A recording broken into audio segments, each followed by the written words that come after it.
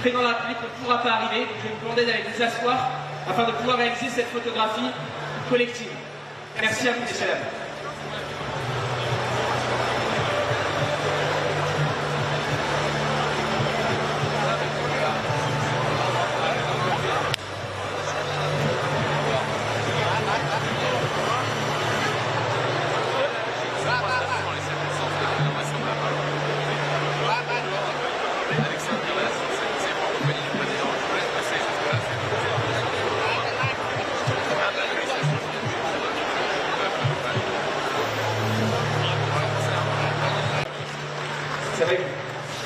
Dans quelques secondes, on attend la secrétaire générale de la francophonie, Madame Louise Mouchiki-Wabo. Ouais.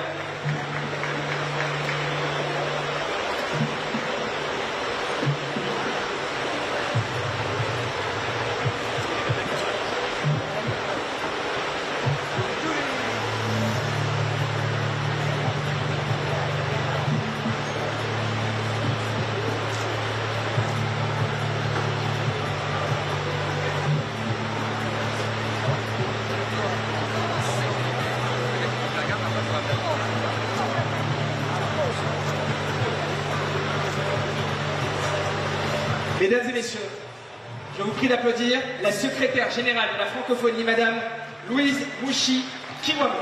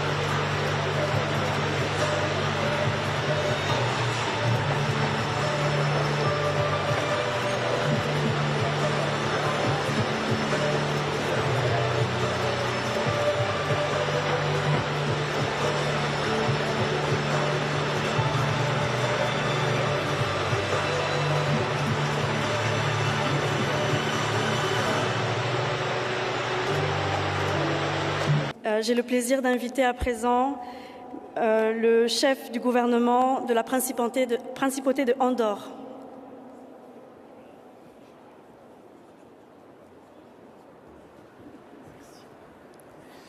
Merci beaucoup, Excellences, Mesdames et Messieurs. J'ai eu l'honneur de présider la table 1, qui était constituée par les présidents ou les premiers ministres d'Arménie, de la Belgique, République centrafricaine, Sao Tomé et Principe, du Tchad, du Vanuatu et du Vietnam, ou leurs représentants, et Madame Claire Séan de la France et Monsieur Djibi Thiam du Sénégal, représentants de la jeunesse francophone, ont également participé de façon très active dans le débat.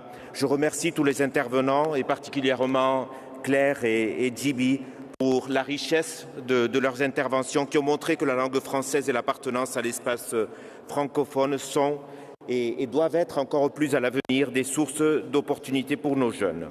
Pour résumer, au cours des débats, nous avons évoqué les 10 points suivants. Point 1. Soutenir l'enseignement de qualité du et en français comme langue d'opportunité, étant donné que 65% de la population dans l'espace francophone a moins de 35 ans. Il a été évoqué de renforcer l'usage particulièrement du français diplomatique en développant les programmes de formation linguistique au bénéfice du corps diplomatique ainsi que les programmes linguistiques pour les jeunes. Deuxième point, on a évoqué la nécessité de garantir un continuum éducation, formation, employabilité. La vaste consultation jeunesse de l'OIF en 2020 a permis de confirmer que l'accès à l'emploi était la principale préoccupation des jeunes francophones. Dans certains pays, le français n'est pas la langue officielle. Il faut donc renforcer l'attractivité du français auprès des jeunes en créant, nous l'avons évoqué, des programmes linguistiques pour les jeunes qui ouvriraient des perspectives professionnelles, entrepreneuriat ou autres.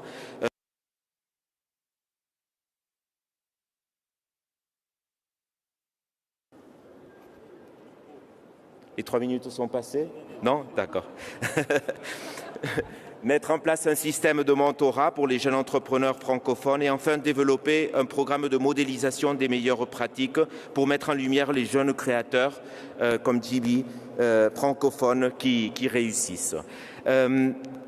Quatrième point, suivre l'évolution de la carte des métiers. Il est important de garantir l'accès à la technologie dans l'espace francophone.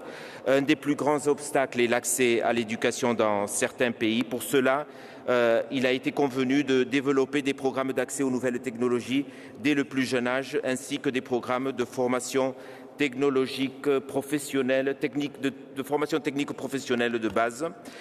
J'ai oublié le troisième point, qui était préserver un espace numérique intègre et de confiance grâce à la formation et à l'usage efficace et sûr, dès le plus jeune âge, des outils du numérique.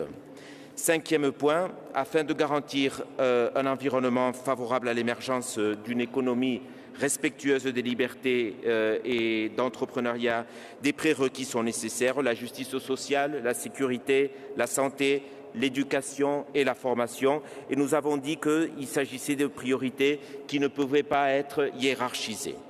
L'emploi public n'est pas toujours la solution, nous l'avons dit aussi. Il faut pour cela libérer la créativité, lancer des programmes pour encourager l'esprit d'entrepreneuriat dès le plus jeune âge et renforcer aussi les systèmes d'éducation de base et de santé primaire.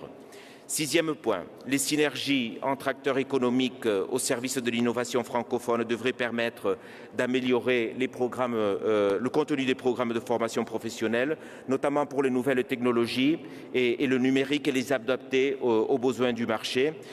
Pour cela, nous devons développer les curricula de formation au métier du numérique, mettre en place des plateformes d'incubation francophone, favoriser l'accès à ces plateformes pour les jeunes et enfin soutenir la mise en relation entre jeunes entrepreneurs et les jeunes.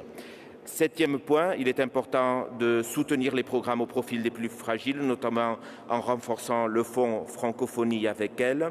Huitième point, concernant la mobilité francophone. Dans certains pays de l'espace francophone, la mobilité est une donnée acquise pour les jeunes. C'est une nécessité. Il faut donc aider les jeunes à avoir cette opportunité. Comme je disais, la mobilité est une priorité dans beaucoup d'États membres et pour cela, nous devons renforcer les programmes de mobilité déjà existants avec l'OIF pour les professionnels tels que les enseignants et développer de nouveaux programmes de mobilité, surtout pour les étudiants et les jeunes entrepreneurs. Et finalement, neuvième point, nous devons plaider en faveur du multilinguisme au sein des enceintes multilatérales.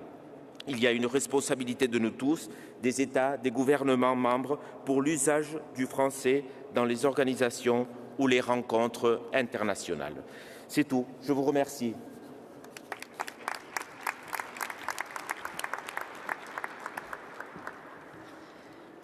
J'invite à présent Son Excellence